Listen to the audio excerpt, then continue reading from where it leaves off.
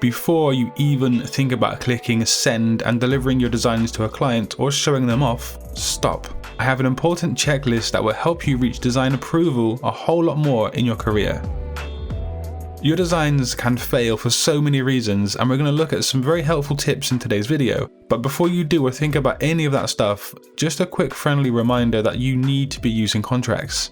You want to get paid in full and without wasting a whole lot of your time, and so do remember to use contracts for your artwork. Too many designers are still failing to add this into their workflow, and yet it's one of the most important things that you can do.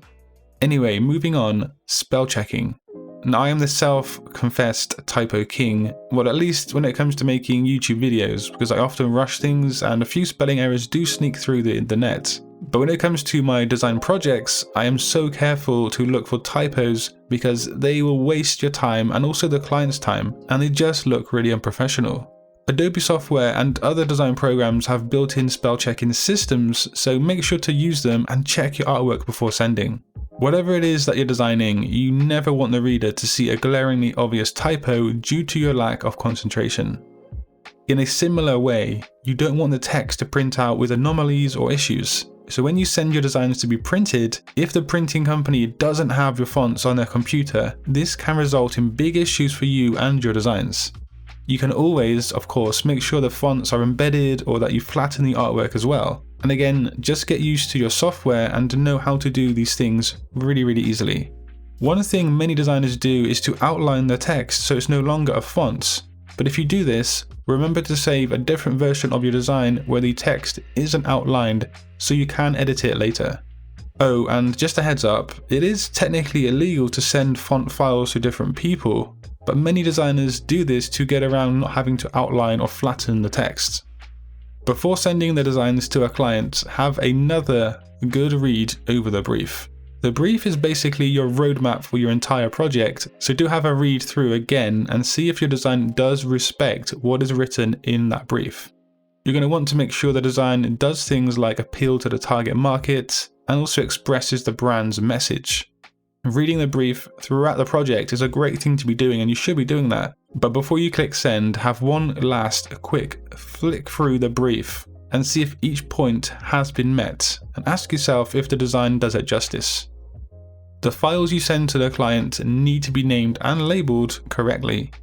It's no use just titling your design like file 1 or design 1 or something like that. Title it with the project name, your name, and then also the date the file has been made. This will make your life a whole lot easier, and also of course your client's life a lot easier too.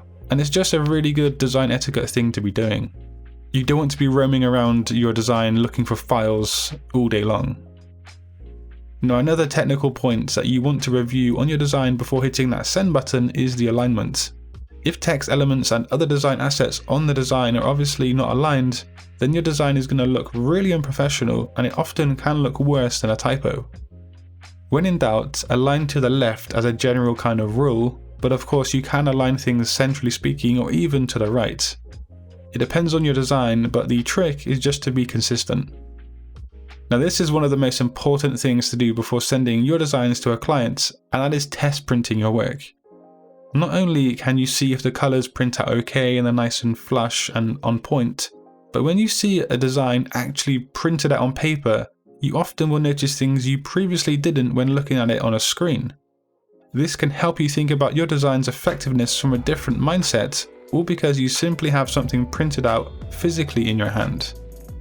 Now, I have been really stretched over the weekend, and this video today is kind of a re-upload. I made some alterations and added a few things here and took a few things away there.